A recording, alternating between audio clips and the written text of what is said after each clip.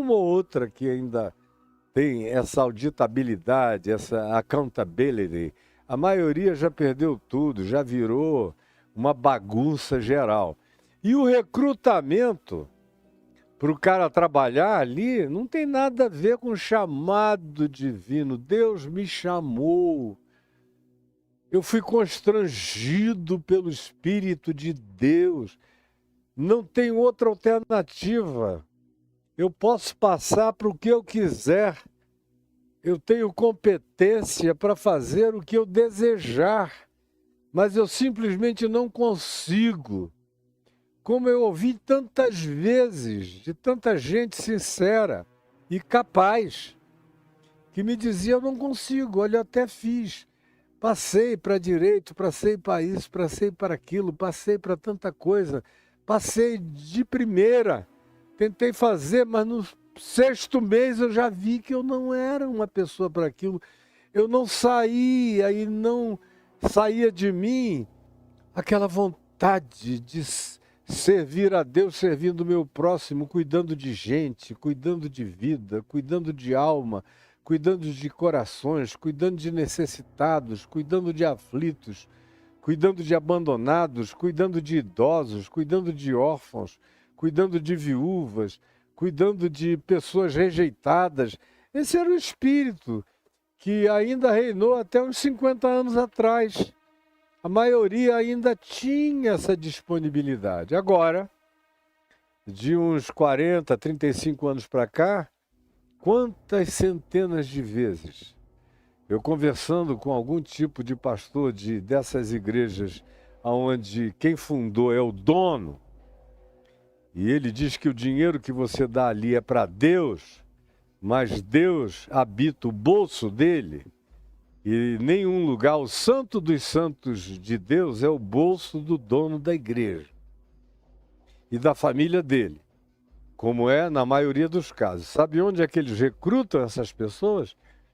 Para serem os obreiros, os pastores, que se baterem a meta financeira vão virar pastores maiores, se baterem mais metas financeiras vão virar bispos, se baterem metas e mais metas vão se tornar bispos regionais, e se baterem todas as metas vão se tornar bispos nacionais, ou vão ser mandados para um país com desafio e com privilégios especiais.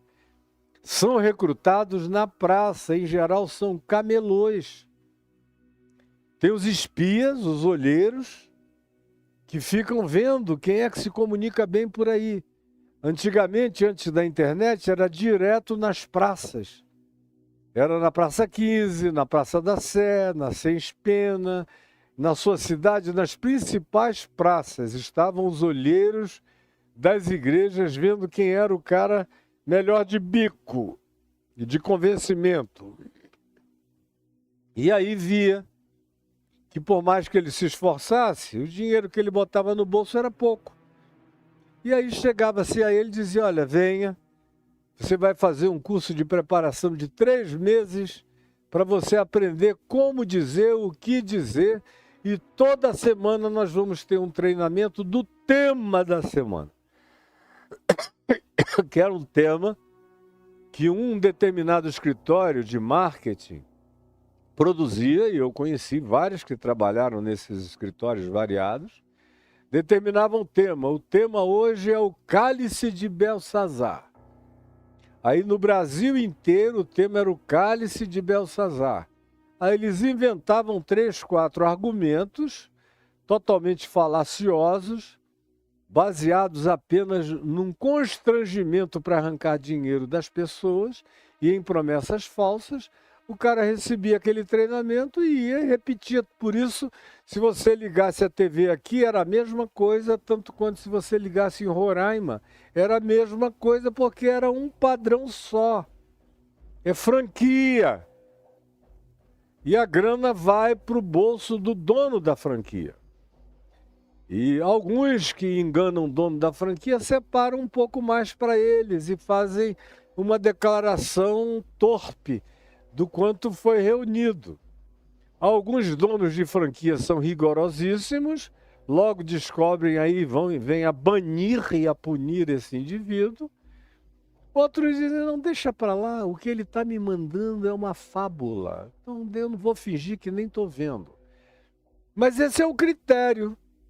Quando você vê esses caras aí, hoje em dia tem uma outra categorização, outro meio de chamar. Eles veem quem é que entra na internet e consegue dar nó em pingo d'água.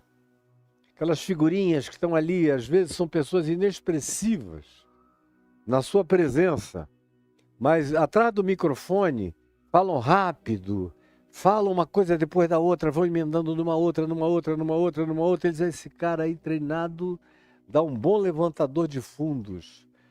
Pegam, colocam no dentro da mesma linha industrial e depois o largam com a mesma finalidade e com as mesmas remunerações.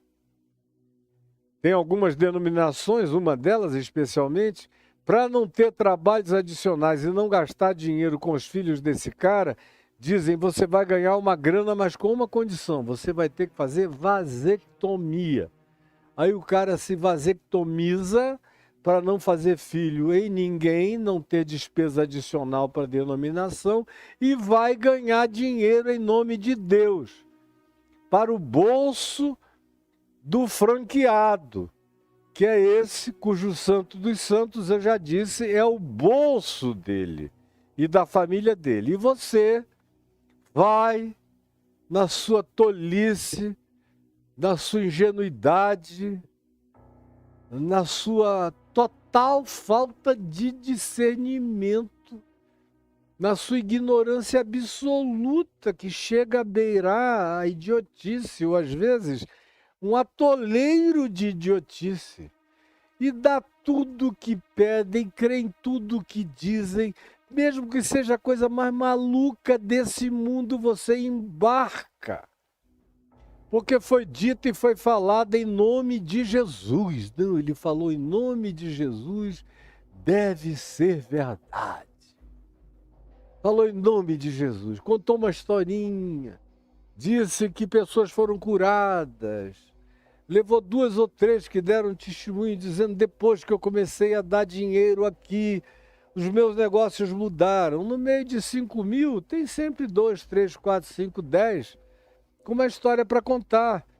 Mesmo que fosse uma reunião de ateus, ou mesmo que fosse numa reunião de satanistas bem toscos, ainda assim a estatística diz que haveria, no mínimo, um grupo assim com uma história diferente para contar, que não tem nada a ver com nenhuma influência espiritual, mas só com a esperteza, com a malandragem, com o trabalho, com o positioning do cara nos negócios, com a tenacidade, com a perseverança, com a insistência, ou com o ramo dele, com alguns vai acontecer. E são esses que são agora recrutados pelo mesmo grupo de olheiros que ficam dentro dos cultos, conversando e dizendo, conta teu testemunho, irmão, até que alguém conta uma coisa que agrada. A campanha do Cálice de Belsazar deu resultado para 10 aqui. Aí levam lá na frente, falam na televisão, aí o resto do povo que está em casa fica impressionado, diz, eu vou lá também. Meu Deus, é a coisa mais patética desse mundo. Mais patética. Teu filho enxerga, tua neta enxerga, muita gente enxerga, mas você está tão fissurado pela ambição ou pela necessidade que você sofre horrivelmente. Alguns vão por causa da grande necessidade, da grande miséria, da grande carência. Outros vão por malandragem com Deus. Acham que Deus é malandro como eles, que Deus gosta de malandragem, que Deus gosta de um jogo, que Deus gosta de uma aposta, que Deus gosta, como tem um aí que diz que Deus atende ao ódio, à raiva. Então, eu orei, Jesus não me respondia, eu fiquei com raiva, com ódio de Jesus, e eu expressei o meu ódio a Deus, e Deus foi obrigado a me responder. Aí você crê nisso. Quem atende ao ódio não é Deus, é o diabo, mas você crê nessa história. e milhões embarcam. E quando saem doentes, frustrados, vão encher as clínicas psiquiátricas, onde a grande maioria são egressos desses cultos e dessas práticas. É um negócio pavoroso, mas parece que ninguém quer enxergar como isso adoece, como isso faz mal. E os que estão ali na base da ganância, todos esses grupos de falsos profetas se baseiam na chamada teologia da prosperidade, no que diz respeito a dinheiro. Dê dinheiro para Deus, que Deus não resiste dinheiro e dá dinheiro de volta. Essa é a lógica diabólica que eles ensinam.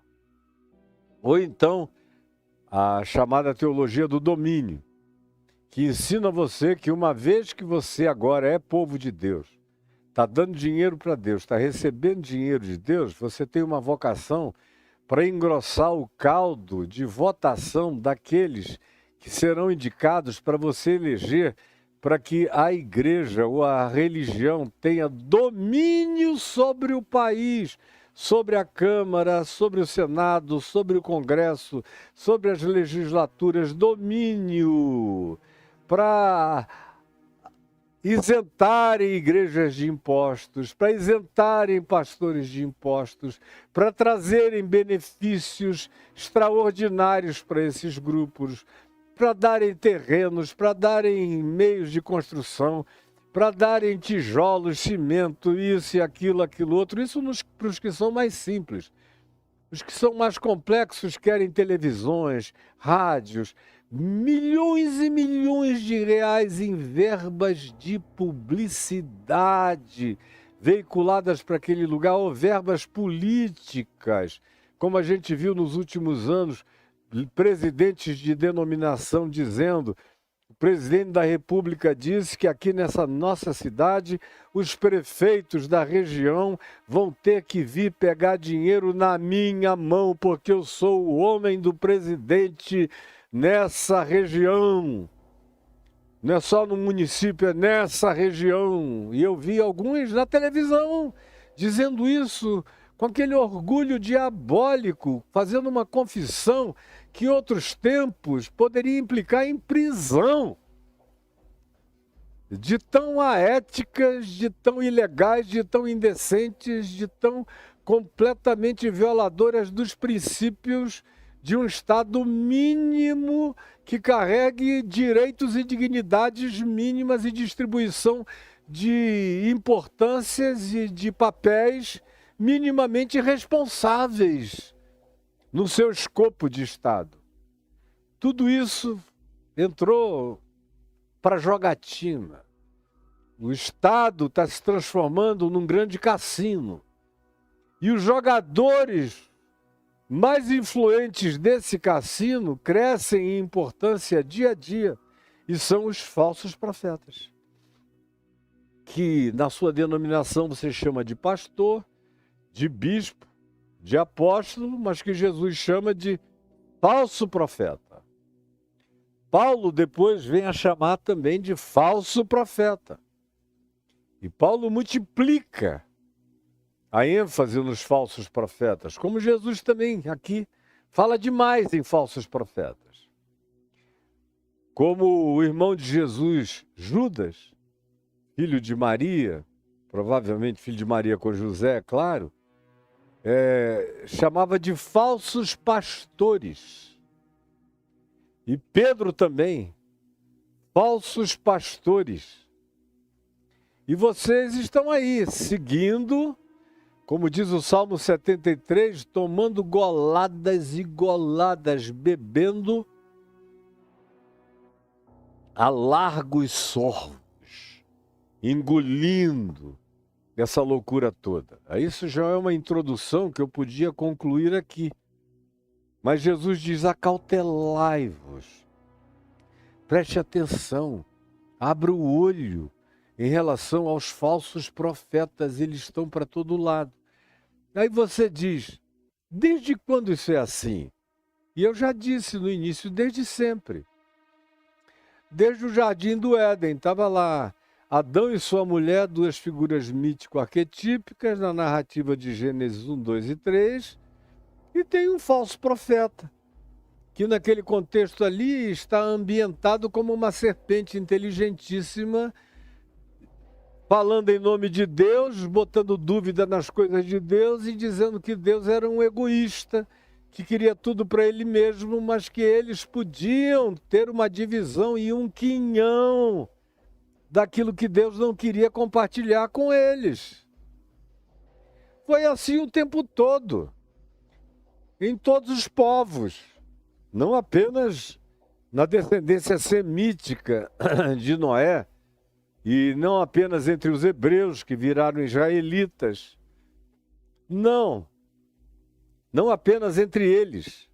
Entre eles houve um registro abundante que você encontra no Velho Testamento, especialmente no período dos reis de Israel. Dos reis de Israel. Eles tinham criado umas escolas de profetas. O negócio todo começou a degringolar quando, mais ou menos pelos dias de Elias e nos dias de Eliseu, criaram um grupo de religiosos, porque é sempre religioso que faz isso. Você nunca viu um profeta genuíno de Deus, desses que não andam no meio da multidão, nem andam nas cortes querendo favores, nem adulam os reis, os príncipes e os poderosos, desses que mantêm a equidistância, que só aparecem se tiverem uma palavra de Deus relevante, com uma ordem de a pronunciar. Você não vê nenhum profeta genuíno criar uma escola de profetas e de profecias. Geralmente são os religiosos, dos ritos religiosos da religião, são os donos de congregação, os líderes de congregação, os que querem criar escolas de profetas. Para quê? Para terem profetas domesticados. Profetas que profetizem conforme a pauta ordenada. Começou isso nos dias de Elias. Por isso é que Elias andava sozinho. Por isso é que Eliseu andava sozinho. Por isso é que eles não faziam parte daquele grupelho dos profetas. E olha que a primeira escola de profetas lá de Israel, nos dias de Elias, do rei Acabe, da rainha Jezabel, nos reis do norte de Israel, que já estava dividido, e dos reis de Judá, já estava cheio de escolas de profetas.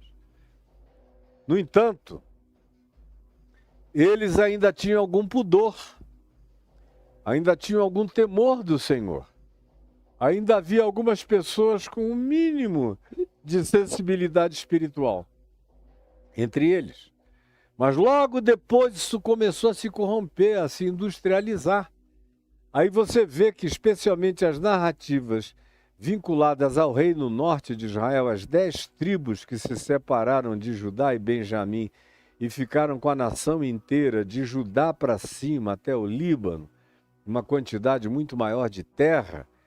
São as 10 tribos que depois se dissolveram no cativeiro e nunca mais voltaram a ser tribos estanques e identificáveis com as devidas certezas e propriedades. Eles acabaram sendo apelidados, todos eles, de samaritanos. Pois bem, naquele período, já havia uma proliferação brutal de falsos profetas. 800 anos, 1000 anos antes de Jesus.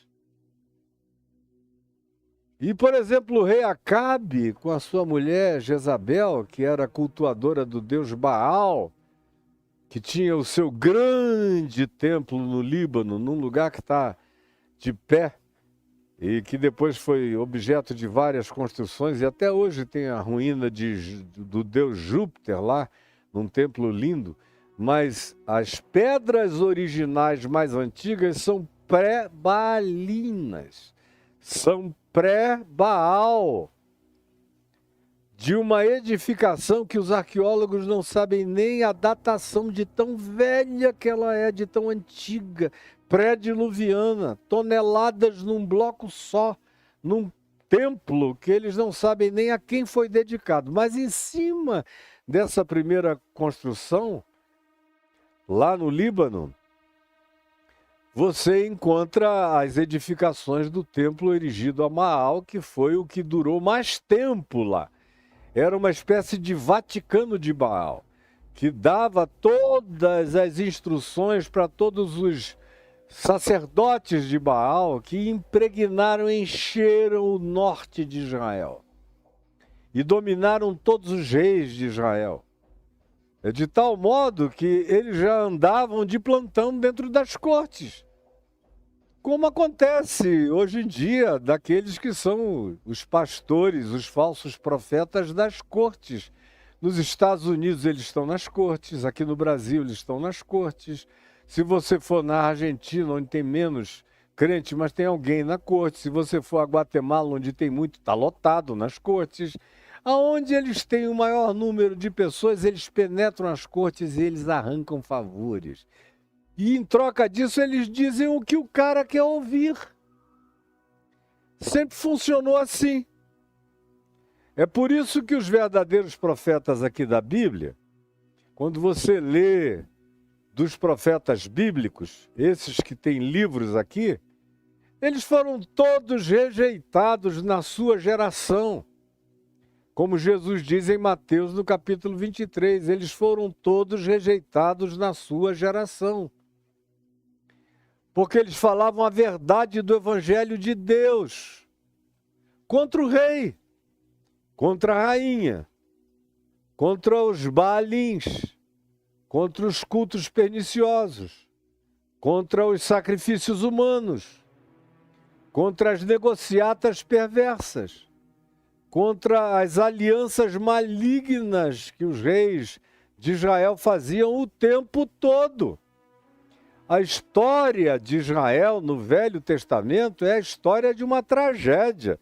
Israel sempre foi desobediente, sempre foi contrário à voz de Deus, sempre foi como um jumento selvagem andando na direção oposta e sempre foi um matador de profetas genuínos e verdadeiros. E vocês ainda cultuam Israel. Como Jesus disse, quando disseram de perigos para ele, antes dele chegar a Jerusalém, ele falou, não se preocupem não. Porque nenhum profeta é morto fora de Jerusalém. Jerusalém é a cidade que mata os profetas, que elimina os que foram enviados. Então, enquanto eu não chegar lá, eles não vão me matar. Mas eles vão me matar. Porque é assim que eles procedem. É assim que eles são. E tudo isso aqui é o circo dos falsos profetas. Quando você vê chegando agora nos dias de Jesus, antes disso, deixa eu só concluir dizendo que os verdadeiros profetas de Israel foram todos marginais. Até Isaías, que era um indivíduo culto, acadêmico, interessante, e que tinha acesso ao templo, a gente vê isso, por exemplo, no capítulo 6 da profecia dele, quando ele diz que como sacerdote ele teve acesso ao templo, ele teve uma visão de Deus que mudou a vida dele toda. E ele nunca mais foi a mesma pessoa. Mas os outros, ainda tem Ezequiel, que teve uma pequena entrada no templo como sacerdote, mas foi logo banido e levado para o cativeiro, e no cativeiro ele virou um indivíduo marginal. Marginal, ele viu a porcaria, a sujeira, a idolatria, a imundícia da religião praticada em Israel, e ele mesmo se exilou daquilo tudo. E foi quando ele começou a ouvir a voz de Deus mais do que nunca, quando ele se exilou. Sai do meio dela, povo meu. E ele saiu. E aí a voz de Deus se pronunciou a ele. Voltando então para Jesus, quando você vê os sumos sacerdotes, Anás, Caifás, quando você vê o Sinédrio de Israel, que tinha um papel duplo, político, religioso, que hoje seria o parlamento, o Knesset. Naquele tempo era chamado de Sinédrio, ou Sinedrim. Lá, com aquele misto de teólogos e políticos e figuras populares e representativas de segmentos do povo, aqueles ali são os falsos profetas dos dias de Jesus. São eles que representam essa situação a tal ponto de que os falsos profetas tinham se auto-instituído como os grandes sacerdotes do país, já que o país não tinha mais profetas. Desde o cativeiro em Babilônia e a saída do cativeiro na Pérsia com Ciro o Grande, não tinha havido mais profeta significativo, expressivo, definitivo, se levantando em Israel durante muitos anos. Ainda houve Zacarias e Malaquias nesse período, mas foi um processo curto. E aí houve séculos de silêncio até a chegada de João Batista, que foi decapitado em Jerusalém por causa de uma tramóia de uma mulher e de uma bundinha bonitinha e do desejo lascivo do rei Herodes o Grande. Ou não, já não é Herodes o Grande, mas o filho de Herodes o Grande, apaixonado pela mulher do irmão do Herodes Filipe, lá do norte, e ele, o Herodes da tetrarquia, morando em Jerusalém e vivendo com a cunhada, tinha uma sobrinha que era uma teteia deliciosa, e que ele pediu para que dançasse seminua numa festa diante dele, e ele enlouqueceu, disse: eu vou pegar essa menina de qualquer jeito. E o preço imposto pela mãe da menina é que, de fato, foi Herodias, a mãe dela, que disse: eu te dou a garota para você pegar ela, mas em troca eu quero a cabeça de João Batista num prato. E ele, o tesão, a cabeça de baixo, que não pensa, anulou todo o temor que ele tinha de João Batista e mandou decapitar João Batista. E ali cessam os profetas de Israel. Como Jesus disse, a lei e os profetas vigiram até João Batista. Depois disso, não tem mais aquele tipo de profeta do passado. Depois disso, o que é pregado é o Evangelho do Reino de Deus, o Evangelho do Reino de Deus. Feita essa longérrima introdução, porém necessária, porque tem gente que não sabe nem aonde está, nem de onde caiu, o que está fazendo aqui. Uma introdução mínima é fundamental para te dar um contexto. Sem contexto, a gente existe com base só no pretexto dos outros. Quem não tem contexto é vítima do pretexto de terceiros, que pode ser baseado em qualquer que seja a volúpia do proponente. Então, pelo amor de Deus, entenda que essa pequena introdução que eu fiz aqui é fundamental para tirar você da tolice essencial básica. Pelo menos isso, para te dar um mínimo de vislumbre, de clarificação, de olhar, de autopercepção, de enxergamento da realidade. Do contrário, você vai continuar a ser vitimado pelos lobos, pelos mentirosos, pelos enganadores, vai ser expropriado, vai ser devorado vivo, vai ser de fato comido até no tutano, vão te chupar todinho, não vão ter piedade de você. Não tem grupo mais perverso do que esse, que em nome de Deus explora a vida humana de maneira incontrolável, descabida, insaciável, e que não encontra limites de nenhuma natureza, porque eles próprios não têm nenhum limite dentro dos seus próprios corações, tomados da mais profunda perversidade. Dito isto, eu lerei, verso 15, acautelai-vos dos falsos profetas, que se apresentam, tem uma ênfase aqui no se apresentam, como é que eles se mostram? A ênfase é na performance. A ênfase é na cara. A ênfase é no palavreado. A ênfase é no vernáculo apropriado. É na construção de uma sequência de palavras que toda vez que está presente, o ignorante de tudo e de todas as coisas fica imaginando que porque aquele conjunto de palavras está sendo pronunciado como um mantra pré-profético, pré-profecia, o cara já diz, é um profeta de Deus. É uma profetisa de Deus. É o modo como se apresentam. E tem aqueles que fazem espetáculos de performance. Viram os olhos, tremem. Peraí, não me interrompa. E eles têm os maneirismos. Senhor está me falando. Tem uns que ouvem a voz assim, o quê? Fala comigo. Eu digo hoje em dia. A palhaçada ficou tão para além do concebível que eles dizem, o quê? Peraí, que silêncio, que Deus está falando. O quê? Ah, é? É para fazer? Me diz. O quê? Repete que eu não entendi direito. Aí vão, tem outros que falavam há 30 anos atrás, teve o pessoal do telefone. Quando surgiu o celular, Deus chamava no celular deles, no púlpito, no palco, e o povo prestando atenção.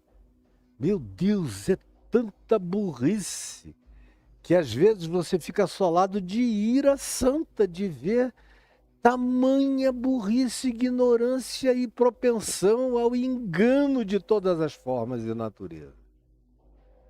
E esses caras não têm limite, estão aí entre nós, homens e mulheres, maldosos, perversos, ateus. Quase todo profeta que eu conheço é ateu, não crê em Deus. Os que têm alguma coisa que você chame de genuína são paranormais. Mesmo que eles se declarassem ateus, eles teriam capacidade paranormal de clarevidência, de leitura mental, de hiperintuição para saber a temática prevalente na sua preocupação, na sua ansiedade, no seu coração, leitores de mentes. Mas ateus de coração não têm o temor do Senhor. Eles podem até te contar alguma coisa que você fez no íntimo do seu quarto de manhã, para depois dizer, e eu vi, o Senhor me mostrou, que tem uma caixa cheia de dinheiro que você anda idolatrando. Se quer agradar a Deus e quer que Deus seja por você, traga essa caixa de dinheiro amanhã e consagre ao Senhor. Coloque aqui aos meus pés e você vai ver como Deus vai abrir dos céus bênçãos sem medidas. Aí você vai lá, pega o seu dinheirinho suado e ajuntado, coloca nos pés desse diabo, desse lobo, desse mercenário, e faz isso em nome de Jesus, dizendo, Deus vai me abençoar. Eu estou exagerando alguma coisa? Me fala. Até você que não frequenta esse ambiente já sabe que é assim, é ou não é? Eu estou exagerando alguma coisa, me responda.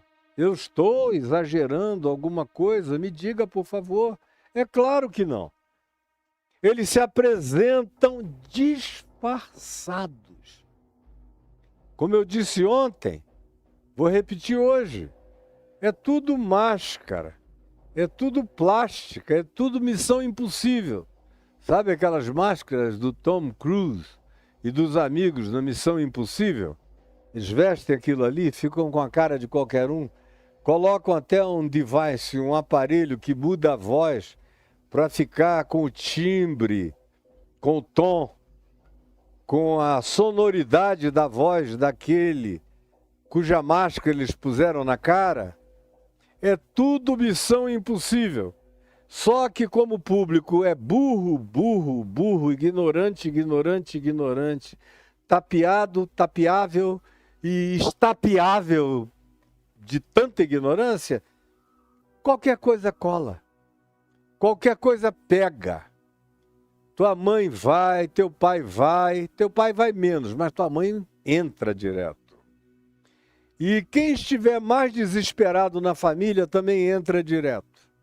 Fazem qualquer negócio, pagam qualquer custo, qualquer preço, para serem enganados em nome de Deus, para depois de alguns anos ficarem descrentes e até ateus, dizendo: Deus não existe, me enganou 15 anos, eu dando dinheiro para ele nunca me atendeu. Olha, o dono do culto te agradece muito porque ele está milionário e alguns estão bilionários. Graças a essa venda de Deus como commodity, de fé como commodity, de Jesus como commodity, do Velho Testamento e das figuras veterotestamentárias como commodities e das histórias deles como histórias que vão se cumprir também na sua vida se você fizer sacrifícios em dinheiro. Estou exagerando alguma coisa? Pelo amor de Deus, me diga. Se é ou não é assim? Pois bem, eles se apresentam disfarçados de ovelhas. Oh, irmã querida, irmão amado, quanto sofrimento, mas hoje é o dia do milagre. Porque você veio até esse homem de Deus. Você veio até esse homem de Deus. Você veio até esse homem de Deus. Amém, irmãos? Amém, irmão? Cada um com seu jeitinho, com a sua malemolência. Eles vêm vestidos de ovelha, embora tenha um aí que se vista de Fred Flintstone. E mande todo mundo ir beijar o pé da mulher dele. Ficou tão mal que a mulher até parou depois de um tempo, aquela exibição patética. Mas tem de tudo. Se eles perceberem que tem público para uma determinada palhaçada ser praticada publicamente, eles farão. Mas a vestimenta preferencial é a pele de ovelha. É se passarem por crentes, é dizerem que eles são as pessoas que amam a igreja de Cristo. Você não vê eles pregarem Jesus. Você não vê. Procure esses caras aí. Eles falam de política. Tem um aí que só agride o Supremo Tribunal Federal, agride isso, agride aquilo. É só isso, disso que ele fala. Amado povo do Brasil! Aí vem com aquela lata velha horrorosa. Literalmente, é como bronze que soa e como símbolo que retine. É uma lata velha. Sem amor, sem alma, sem nada ali dentro. Não sobrou nada, coisa nenhuma. Tem outros que vêm com outro tipo de agressividade. Mas todos vêm, em nome de Deus, praticando algumas performances de ovelha. E como é que se pratica a melhor performance de ovelha nos dias de hoje? Não é pregando o Evangelho, até porque a maioria das pessoas não lê o Evangelho, não conhece o Evangelho, não está interessada em conhecer o Evangelho.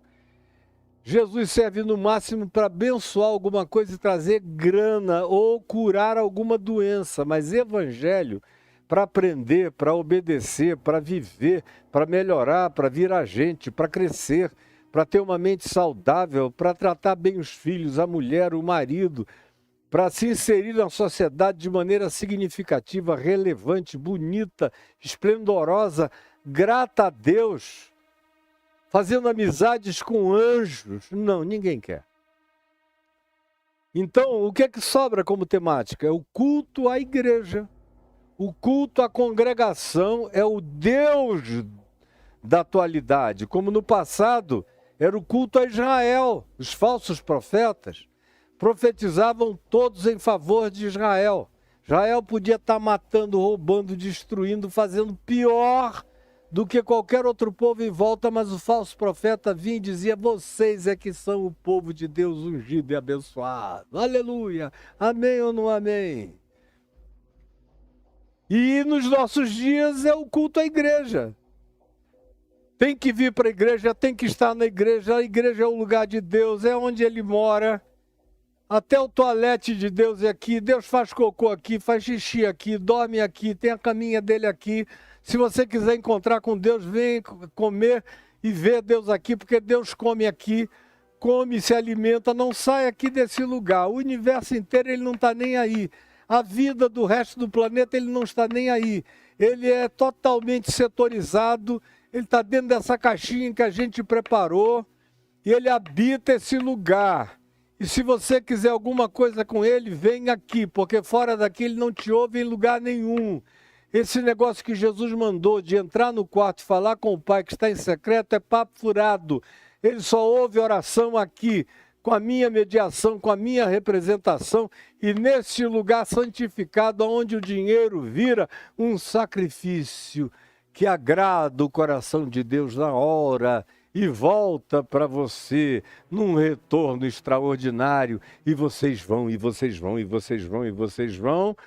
E se chega aí alguém como eu que estou dizendo isso há 50 anos, há 50 anos eu comecei a dizer com um pouco mais de calma, porque era um pouco menos ruim.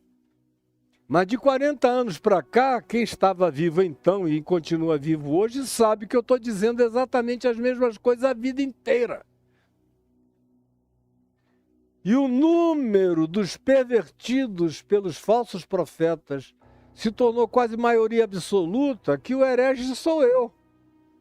Antigamente eu era o profeta falando em nome de Deus o que ninguém queria ouvir. Hoje em dia eu sou o herege, porque a maioria toda, quase toda, com poucas exceções, com exceção dos 7.000 que não dobraram os joelhos a Baal, estão curvados diante dessa loucura diabólica praticada em nome do Deus de Israel, enquanto vocês cultuam a bandeira de Israel, cultuam a maldade de Israel, cultuam a maldade da igreja, cultuam a maldade dos pastores, cultuam a maldade das profecias perversas, escolhem as piores opções políticas, aquelas que prometem mais domínio, mais poder, mais vantagens para a congregação que tomou o lugar de Deus.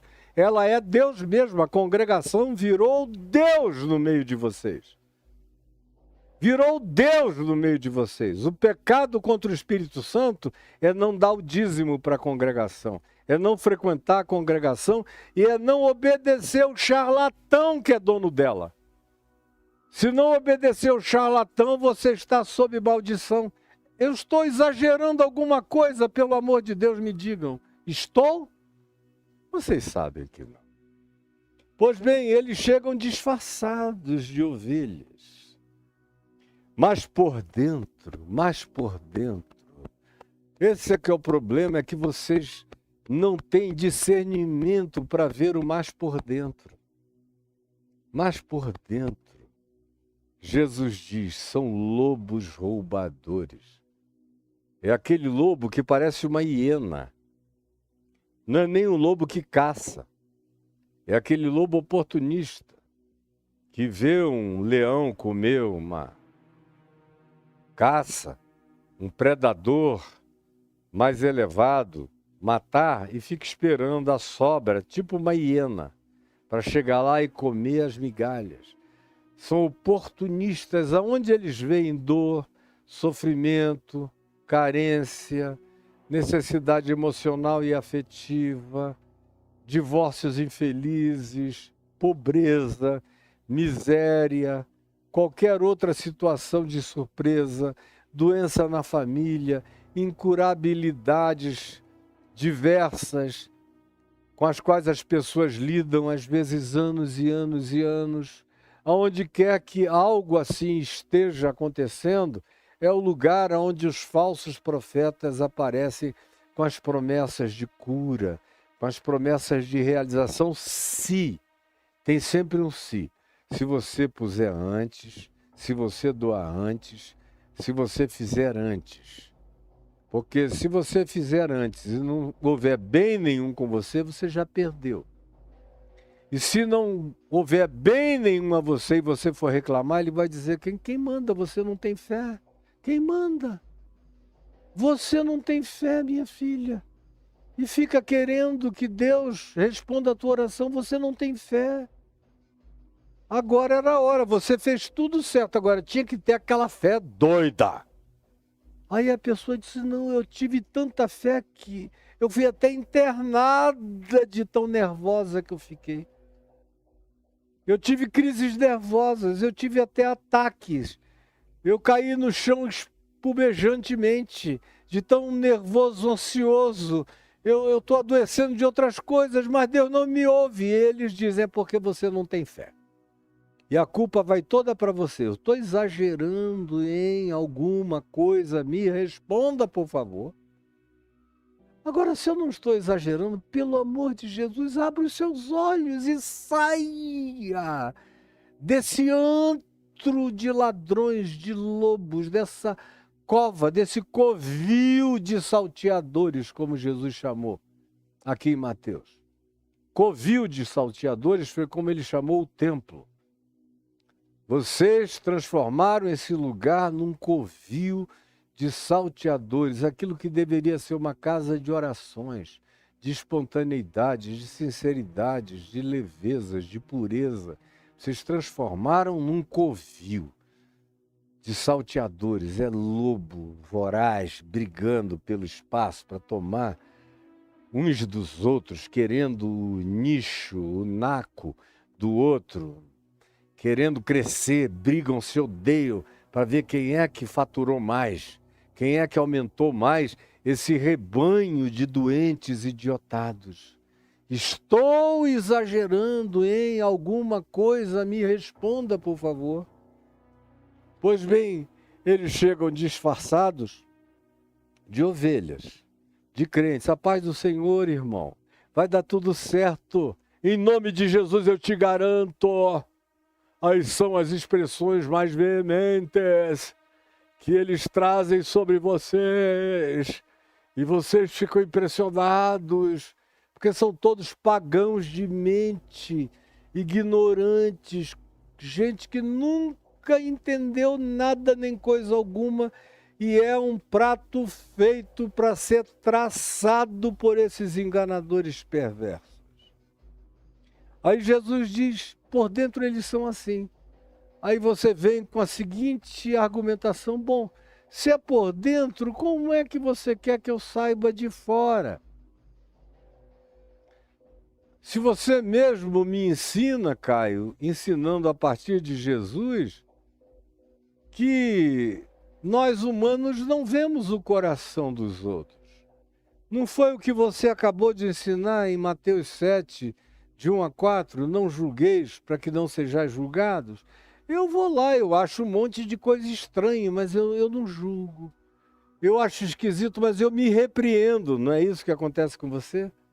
Você fica se repreendendo, você vai lá, vê aquele monte de coisas esquisitas e você diz, eu não presto mesmo, meu Deus, que cabeça ruim que eu tenho, eu sou muito mal, eu estou aqui julgando o tempo todo esse cara, tudo que ele diz me ofende, eu devo ser muito mal. E aí no final, mesmo não crendo em nada, mesmo não aceitando aquilo, você diz, eu vou vencer a minha maldade, colocando todo o dinheiro que eu tenho para ver se eu venço a minha maldade e Deus se agrada de mim. Começa assim. Aí você vai se acostumando a fazer isso. Depois de um tempo, sabe o que acontece? Você naturaliza o falso profeta. O falso profeta, o falso apóstolo, o falso pastor, o falso pregador se transforma no novo normal para você. Você naturaliza a maldade, a perversidade, aquele modus operandi passa a ser o natural. Aí se chega alguém como eu, dizendo o que eu digo, pregando o que eu prego, ensinando o que eu prego, quem é que está errado? É o diferente de todos os outros.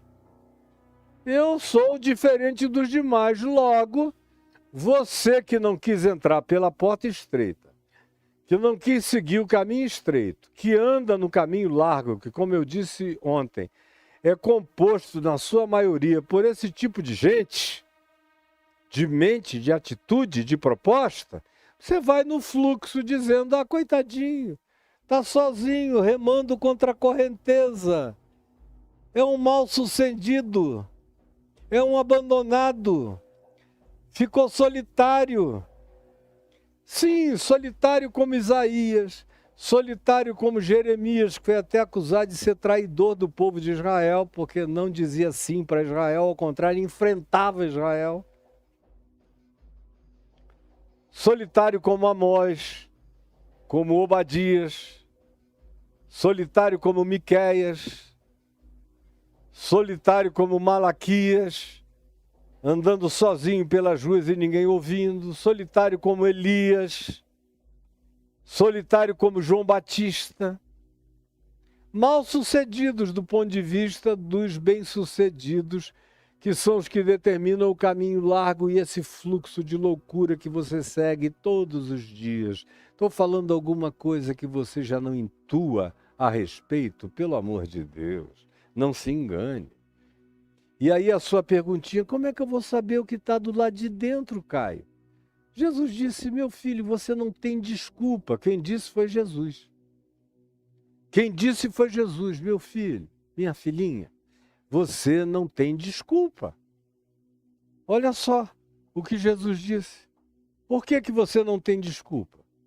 Resposta de Jesus. Por quê? Pelos seus frutos os conhecereis, é óbvio. O cara chega aqui se apresentando como mangueira. Eu tenho 2 mangueiras aqui no quintal, uma pitombeira, já tive abacateiro e goiabeira, e tem outras plantas, siriguela já teve em grande abundância, um parente do biribá aqui enorme também, mas eu tive que podar, porque eles sujavam tantos e atraíam tantas outras coisas indesejáveis para o jardim, e eu mantive só as que não causam nenhum problema para manutenção.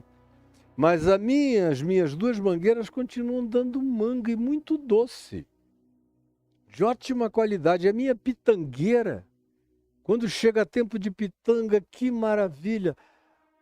A jabuticabeira fica lotada de jabuticaba. Aí qualquer um que não conheça botânica, chega aqui, pega ali numa jabuticabeira roxinha, aí diz, meu Deus, prova aquela coisa doce, jabuticaba, você tem aqui? Tem. Vai ali, quando a pitangueira está cheia, ela pende, cheia de frutinhos vermelhinhos de pitanga. Aquele azedinho delicioso que eu como desde a minha infância em Manaus. Por isso é que eu plantei aqui, que eu sentia saudade. Aí eles pegam de manhã cedinho para mim e enchem aquele cálice de pitanga, que delícia. E eu não preciso nem perguntar, veio da pitangueira, porque é pitanga. Claro que veio da pitangueira, pelos seus frutos os conhecereis. Eu quando vejo uma manga não digo, escuta, isso aqui veio de uma mangueira? Não, claro que veio, é manga. Eu nunca comprei um cacho de uva. Eu gosto daquelas sem caroço e das que são menos doces, que fazem menos mal ao meu diabetes. Uma vez no mês eu me permito comer um pouquinho só. Eu sinto uma saudade de uva que eu não posso mais comer. Mas eu nunca pergunto, escuta, isso veio de uma uva ou de um pé de mandacaru? Veio de uma parreira? Ou veio de quê? De que tipo de outra árvore ou vegetação? Eu sei que veio de uma parreira. Eu mesmo tive parreira com uva aqui em casa, eu pegava do cacho ali. Foi uma praga que deu e eu estou substituindo, mas demora alguns anos para voltar como era. Mas eu nunca tive dúvida, pelos seus frutos os conhecereis. Toda a minha dúvida é tirada pelo fruto. Não é pelo que o cara diz, não é pela apresentação dele. É possível se criar uma árvore que tenha cara de mangueira, mas não dê manga, não seja manga. Hoje em dia, com as alterações botânico, de natureza genética na botânica, você pode fabricar espécies novas, que parecem com uma coisa, mas são outra. Mas nos dias de Jesus e na natureza como ela é, o fruto corresponde à árvore. De modo que pelos seus frutos os conhecereis. Como também Jesus contou aquela história, está aqui no Evangelho, mais adiante a gente vai ver, em Mateus mesmo, de que ele teve fome de manhã indo para Jerusalém e viu uma figueira cheia de folhas, num período em que as figueiras estavam todas sem folha, e a figueira é uma árvore diferente. Ela, quando vai chegando a época do verão, ela se enche primeiro de folhas, depois as folhas caem todas e ficam só os figos. E essa é a época da frutuosidade. Era a época em que as demais figueiras estavam todas perdendo folha, mas essa estava cheia de folhas. E Jesus disse, bom, deixa eu ver se tem algum figo nela. Foi lá, não tinha um único figo. E Jesus associou aquilo à religião de Israel, que era só folha, folha, folha, folha e aparência, mas fruto nenhum. Fruto nenhum. Pelos seus frutos os conhecereis. Colhem-se, porventura, uvas de espinheiros ou figos de abrolhos? Me responda isso. Você vai para uma plantação de abrolhos com esperança de se empanturrar de figos? Você entra numa região cheia de espinheiros, de mandacarus, querendo se fartar de uvas doces. É assim que você procede na vida? Porque se na vida natural você não procede assim, na vida espiritual você acha que os princípios podem ser invertidos. Por que é o que Jesus está perguntando a você? Responda para Jesus e pare de ser enganado e de se enganar. Responda para Jesus. Por quê que você acha que se na vida natural é pelo fruto que a gente conhece a árvore, por que no mundo espiritual você vai conhecer a árvore pelo discurso, pela promessa, pela falastrice e não pelo fruto? Aí você diz, tá bom, Caio, eu estou convencido, Jesus tem razão, é pelo fruto. Agora, qual é o fruto, Caio? Qual é o fruto? Me diz qual é o fruto. Já que Jesus está dizendo assim, esse assim é, portanto, é lógico, é claro. Isso é o que o verso 17, começando com esse assim, está dizendo assim. Toda árvore boa, comestível, frutífera, alimentar, produz bons frutos. Assim como profetas verdadeiros produzem bons frutos de vida, bons resultados de vida, boas práticas de vida, boas éticas de vida, boas formas de viver, boas soluções de existência, conselhos sábios para a vida. Mantém o fruto da prudência, da modéstia, da estação adequada para as coisas. Tem senso de propriedade em tudo que fazem, assim como as árvores que dão seus frutos no devido tempo. Assim, toda árvore boa produz bons frutos, porém a árvore má produz frutos maus, é óbvio. Quem é que está te enganando? Quem foi que te persuadiu diferente? Como Paulo diz em Gálatas, no capítulo 3, versos 1 e 2. Ó Gálatas insensatos, corrieis bem.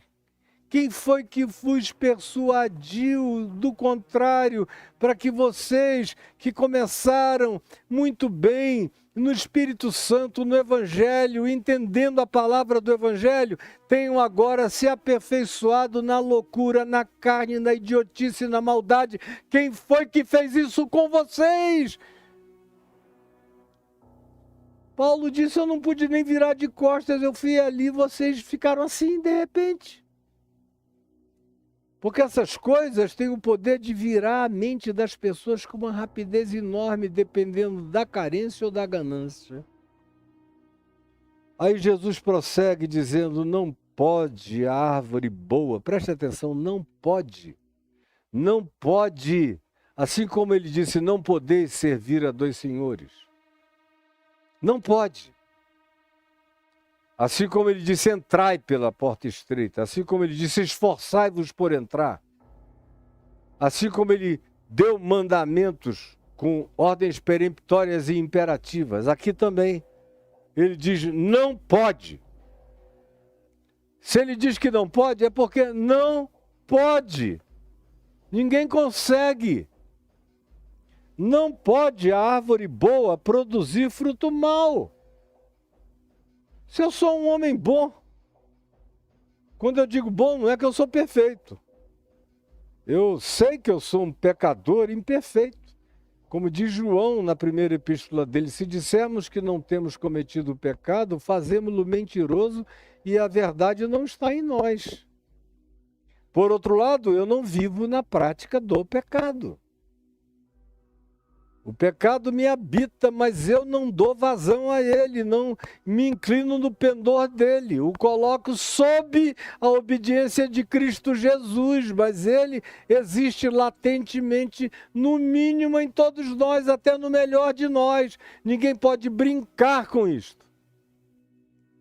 Agora, não pode, Jesus diz, a árvore boa, o ser humano bom, o pastor bom, o líder bom, o ensinador bom, o bom mestre, o bom cristão, o bom discípulo, a boa pessoa, a pessoa do bem, não pode produzir frutos maus.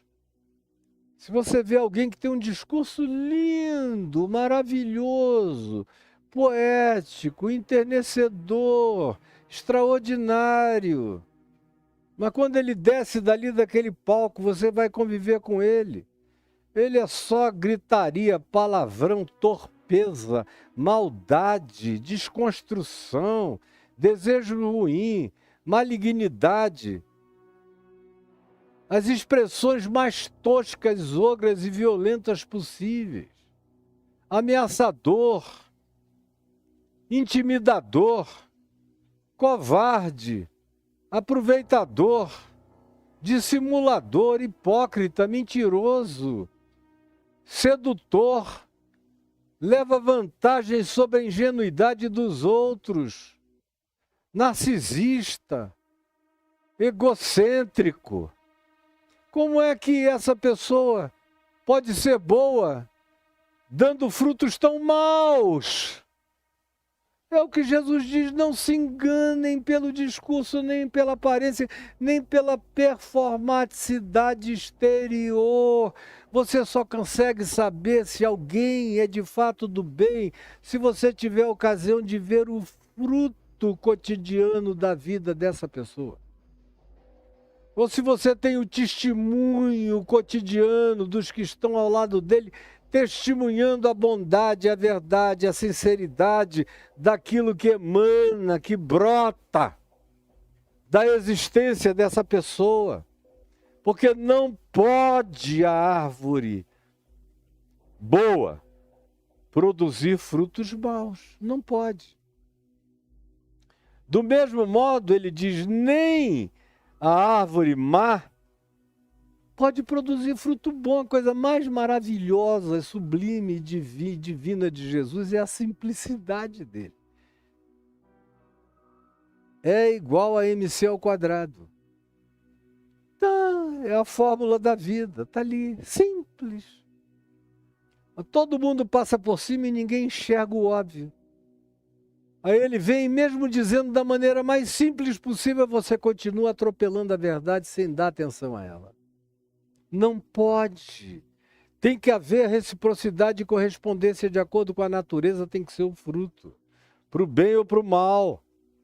Toda árvore que não produz bom fruto é cortada e lançada ao fogo. Esse é o destino do falso profeta.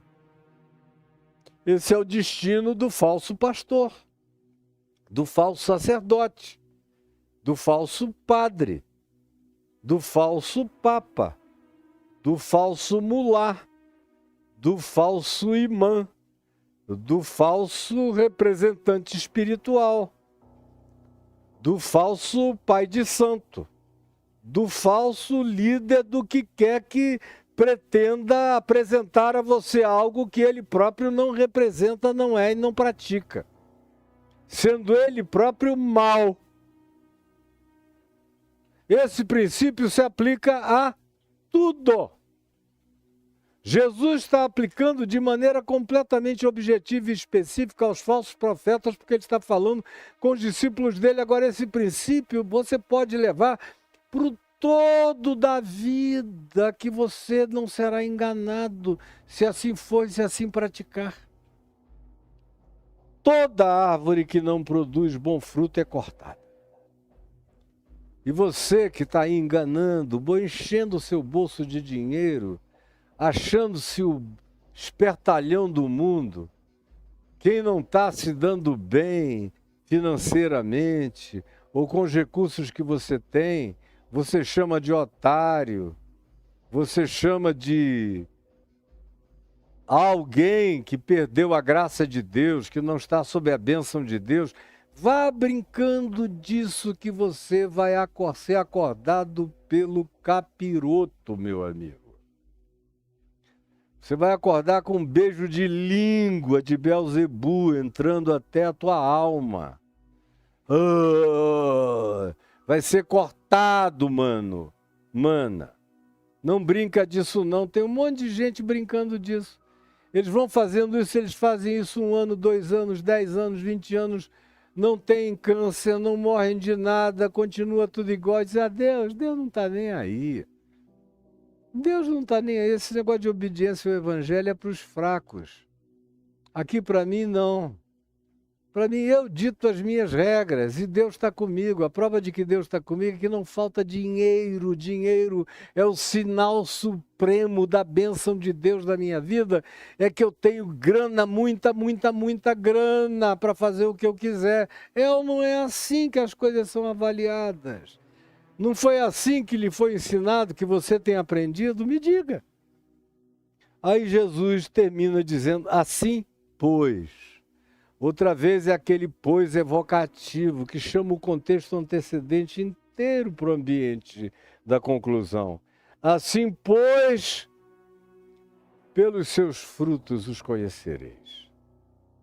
Aí você continua dizendo, Caio, não dá para você ser mais específico sobre o fruto?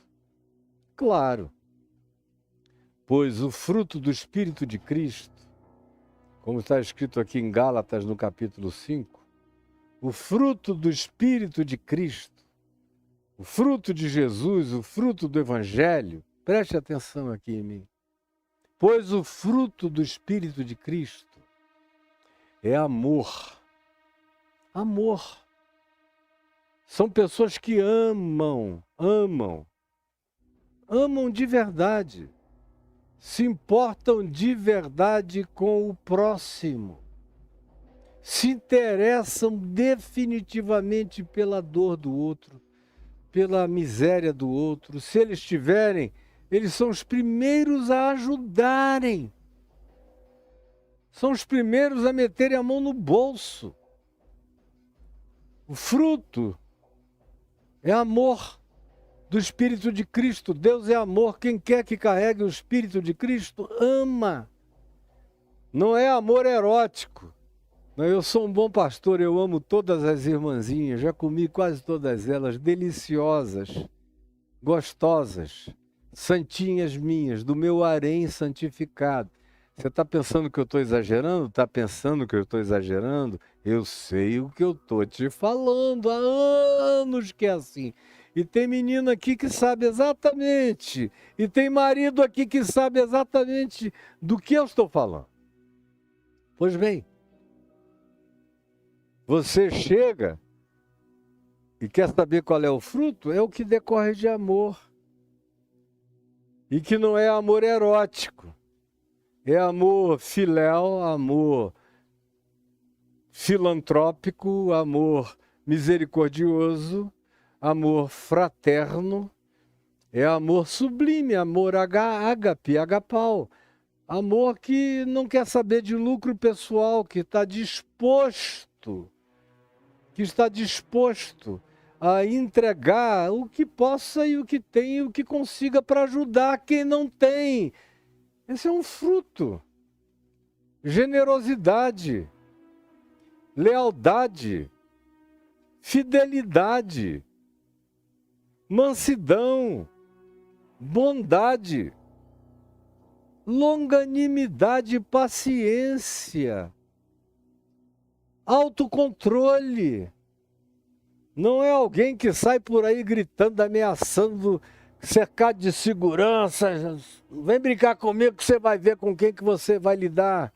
Olha, quando eu vejo um cara, até o Papa Francisco, que é um chefe de Estado, líder do maior grupo religioso do planeta Terra, é discreto com os seguranças dele, diferentemente dos papas anteriores, que não o eram. Ele é discreto. Ele não gosta nem daquelas presenças, ele se sente mal. Se ele puder sair sozinho, ele sai sozinho. Quando ele pode, ele escapole sozinho, num carrinho pequeno, não identificável, para qualquer que seja a situação, a visita ou o que quer que ele deseje fazer. Agora eu fico vendo aqui pastores de denominações cheios de segurança. Parece até que a vida deles tem essa importância toda. Ou andarem com tantas seguranças significa que eles são tão mal vistos que eles podem ser agredidos na rua, eles sabem disso e têm medo das agressões que possam sofrer, porque são ladrões conhecidos por milhões, embora enganem a outros milhões. Eu estou andando sem ninguém na rua faz 50 anos, desde que eu prego o evangelho, sem ninguém. Subo em morro, em favela, entro em presídio, vou em qualquer lugar, em qualquer ambiente, em qualquer rodoviária. Você me encontra sozinho, sem ninguém, sem proteção. No tempo que eu tinha aquele batalhão de pessoas que queriam andar comigo, eu não deixava. Eu não deixava, eu dizia, isso pega é mal. Para onde eu vá, aquele séquito comigo, Deus me livre. Não quero. Não corro o risco que eu não possa resolver aqui, no meu olho, com a minha palavra e com a autoridade do Espírito Santo em mim. Nem o risco de ninguém, em lugar nenhum da terra, em país nenhum do mundo. Eu ando muito bem acompanhado, a minha retaguarda é poderosa, invisível e gloriosa. Fruto. O fruto tem que ser visibilizado, senão é mentira, é cascata, é engano, é dissolução. E você é o palhaço desse circo eterno, de enganos perenes e de resultados que provocam vômito em Deus. Jesus diz, Jesus é quem diz no Apocalipse, ele diz, estou a ponto de vomitar-te da minha boca.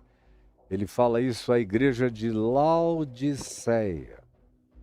Lá no capítulo 3 do Apocalipse, estou a ponto de... eu estou engolindo vocês. E a igreja de Laodiceia estava longe de ser tão nojenta quanto essa descrição aqui. As arrogâncias deles eram todas muito subjetivas. Eles não praticavam essas objetividades de camelô que está para todo lado no nosso meio e vocês se deixam enganar pela coisa mais pateticamente explícita que se possa apresentar. O que faz de alguns de vocês pessoas indesculpáveis depois de um tempo. No iniciozinho, na ignorância, todo mundo é desculpável. Mas depois de anos, você vai se tornando igual ao sacerdote. Como diz Oséias no capítulo 4, versos 4, 5 e 6. O sacerdote se torna igual ao povo que o segue, e o povo se torna igual ao sacerdote ao qual siga.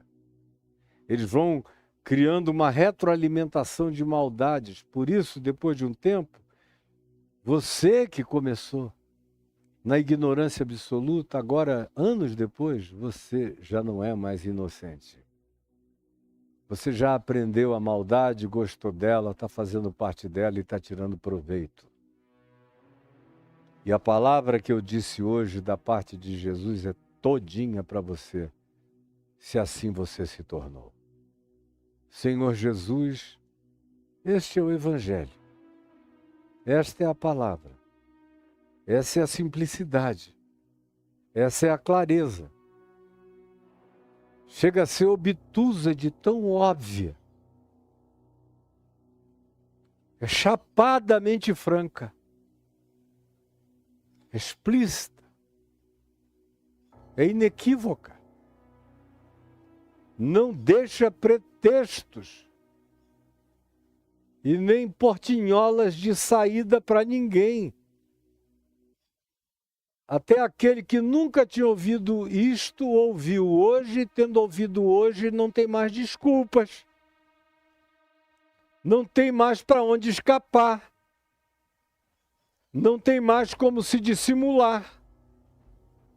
Porque ouviu e entendeu. E é impossível não ter entendido. Tanto pela simplicidade da tua palavra, como da simplicidade da minha exposição, como também por causa da persuasão do Espírito Santo no coração de cada um aqui.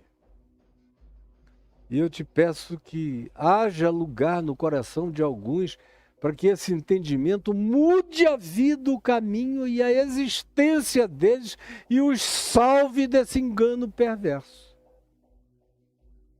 É o que eu te imploro, Jesus. Crendo em ti, Espírito Santo, tu que me habitas e que falas pela minha boca, eu creio em ti, creio que tu estás molestando o coração de muitos para o bem. É o que eu creio, peço, te imploro e coloco na tua presença. Em teu nome, Jesus. Amém, amém e amém.